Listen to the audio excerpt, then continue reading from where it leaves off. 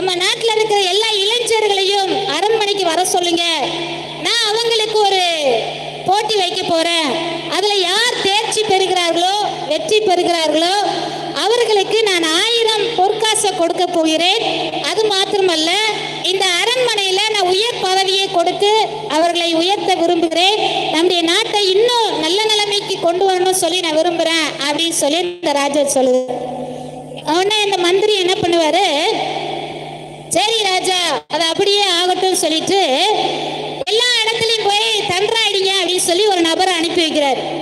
எல்லா இடத்துலையும் போய் என்ன செய்யணும், தண்டரை அடிச்சு எல்லா வாலிபர்களையும் நாளைக்கு காலையில அரண்மனைக்கு வரணும்னு சொல்லி போய் சொல்லு அப்படின்னு சொன்ன உடனே அவன் என்ன பண்றான், கொட்டை வச்சுக்கிட்டு. இப்ப நம்ம ஊர்ல கூட ஏதாவது செய்தி சொல்லணும்னு என்ன பண்ணுவாங்க, கொட்டை அடிச்சு தண்டரை அடிச்சுட்டு வந்து அந்த காரியத்தை சொல்லுவாங்க. ஜனங்களுக்கு அறிவிப்பது என்னவென்றால் அப்படின்னு சொல்லிட்டு என்ன காரியத்தை சொல்லணுமோ அதை சொல்லுவாங்க. சில நேரம் நான் கேட்டிருக்கேன், வீட்டு வரி, தண்ணி வரி இதெல்லாம் கெட்டாதவங்க இந்த டேட்டுக்குள்ள கெட்டிடுங்க அப்படின்னு சொல்லி தண்டரை அடிச்சுட்டே வருவார். இது எதுக்காகனா எல்லா ஜனங்களுக்கும் அதை அறிமுகப்படுத்த, அறிவிப்பதற்காக, அவர்களுக்கு ஞாபகப்படுத்துவதற்காக இந்த மாதிரி வந்து சொல்லுவாங்க. அதே போல அந்த ராஜாவும் அனுப்பி வைக்கிறாரு. அப்போ அந்த நாட்டில் இருக்கிற எல்லா பகுதியிலும் போய் தண்டரை அடிச்சு சொல்ற, நாளைக்கு இளைஞர்கள் எல்லாரும், வாலிபர்கள் எல்லாரும் அரண்மனைக்கு வர வேண்டும் என்று சொல்லி. அப்பொழுது எல்லா வாலிபர்களும் ரொம்ப சந்தோஷத்தோடு வராங்க. ஏன் சொன்னா, அவர் வைக்கிற போட்டியில ஜெயிச்சா 1000 பொற்காசு. அது மட்டும் இல்ல, அரண்மனையில உயர் பதவி தாரேன்னு சொல்லியிருக்கிறாரு. அரண்மனையில மட்டும் நமக்கு அந்த பதவி கிடைச்சிட்டோ, வேலை கிடைச்சிட்டோ, நம்ம எங்கேயோ போயிடுவோம் அப்படின்னு சொல்லி எல்லா வாலிபர்களுக்குள்ள ஒரு ஆர்வம். நானும் வரேன் சொல்லி எல்லா வாலிபர்களும் மறுநாள் திரண்டு அரண்மனைக்கு வந்து நிற்கிறார்கள். அப்ப ராஜா சொல்றாரு, நான் உங்களுக்காக ஒவ்வொருத்தருக்கும் ஒவ்வொரு விதையை தருவேன்.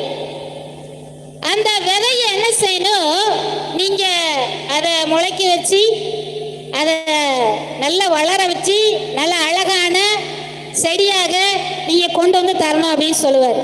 ஒன்றும் எல்லா வலிமையும், சார் இந்த போட்டி தானா, இதை செடி வளர்க்குற போட்டி போய் ராஜா வைக்கிறாரு அப்படின்னு சொல்லி ஒருத்தருக்கு ஒருத்தர் பேசி கொண்டு இருக்கிறார்கள். அப்ப ராஜா சொல்றாரு, யாரு 3 மாசம் டைம் கொடுக்குறேன், நான் கொடுக்கிற விதைய நல்லா தண்ணி ஊற்றி நல்லா உரம் வச்சு நல்லா செடியை, நல்ல அழகான செடியை யார் கொண்டு வராங்களோ அவங்களுக்கு இந்த 1000 பொற்காசு வழங்கப்படும்.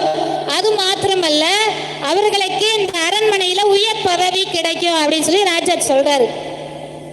இதுதானா அழகா ஜெயிச்சிடலாமே சொல்லி எல்லா வாலிபர்களும் என்ன பண்றாங்க, ராஜாட்ட ஒவ்வொரு விதையை வாங்கிட்டு வீட்டுக்கு போறாங்க.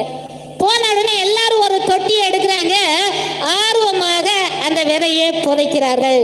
அல்லேலூயா, அல்லேலூயா. இதுல பாத்தீங்கன்னா கிட்டத்தட்ட ஒரு 2 வாரம் ஆச்சு, அந்த விதை முளைக்கவே இல்லை. அடுத்து 1 மாசம் ஆச்சு, இந்த விதை என்ன செய்யல, முளைக்கவே இல்லை. உடனே மற்றவங்களாம் நினைச்சாங்க, என்னடா ராஜா விதை தந்தது இன்னும் முளைக்கவே இல்லை, என்னன்னு தெரியலையே. ஆனா இன்னும் 2 மாசம் தான் டைம் இருக்கு, 1 மாசம் ஓடிட்டு, இன்னும் 2 மாசம் தான் டைம் இருக்கு.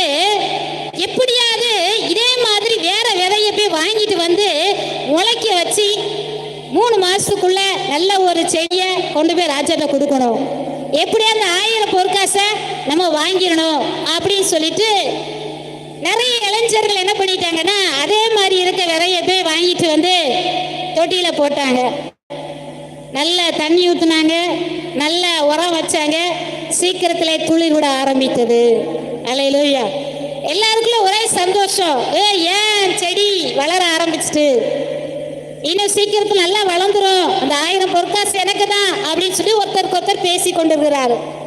இப்படியா இருக்கும்போது சோமு அப்படின்னு சொல்லி ஒரு பையன் இருக்கிறான். அந்த வாலிபன் என்ன பண்றான், அவன் ஒவ்வொரு நாளும் அந்த செடிக்கு, அந்த விதைக்கு தண்ணி ஊற்றும் போதெல்லாம் பேசிக்கிட்டே தண்ணி ஊற்றினான்.